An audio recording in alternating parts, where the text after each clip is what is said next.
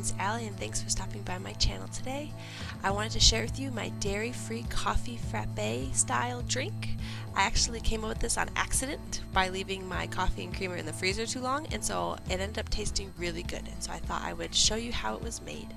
I first start off by putting one of my Keurig pods. I use decaf just because I'm nursing, and I put it in there into my Keurig and I put it down to 6 ounces and make it a little bit stronger of a brew. And so once it's done brewing, I will move on to my next step.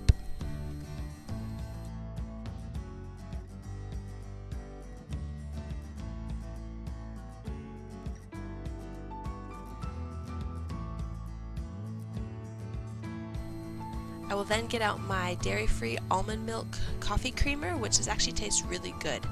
And I just pour in a good amount, kind of, you could do it by taste. If you like a lot of creamer, use a lot. If you don't, then don't use quite as much. But I just use what was left, and after that I give it a good mix and it's ready for the freezer.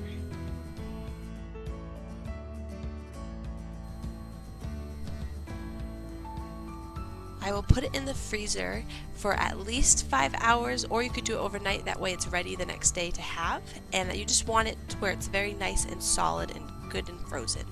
And actually, after doing this, I realized I like doing it in a different mug. I like doing it in a bit smaller of a mug because it seemed to turn out like creamier and it seemed to harden better too. So it's really whatever kind of mug you have though.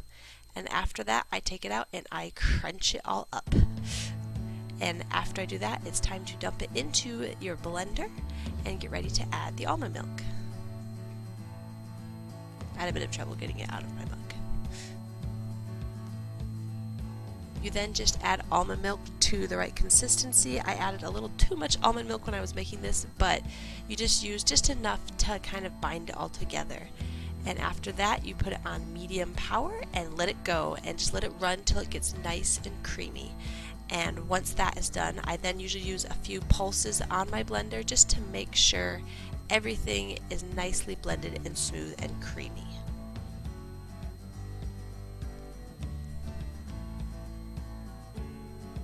After that, I poured it into my cup, which I used this cute copper cup to make it look pretty for the video, and regretted it later because those cups get extremely cold. And so I wouldn't recommend them for these, but it makes it look pretty. And it's that simple. I was so surprised how good this tasted. It's creamy, it's yummy, and it didn't taste dairy-free, which was really nice, because sometimes things that taste dairy-free aren't quite as good if you like dairy, but this tasted great. I use a dairy-free whipped cream, which I just recently found at the store. I'd never seen it before, made by Ready Whip, and my daughter, of course, came and got some yummy whipped cream on her hand. But that's it. It's simple, it's easy. You can make it the night before so you can have it in the morning, but it tastes delicious. And so I hope you enjoyed.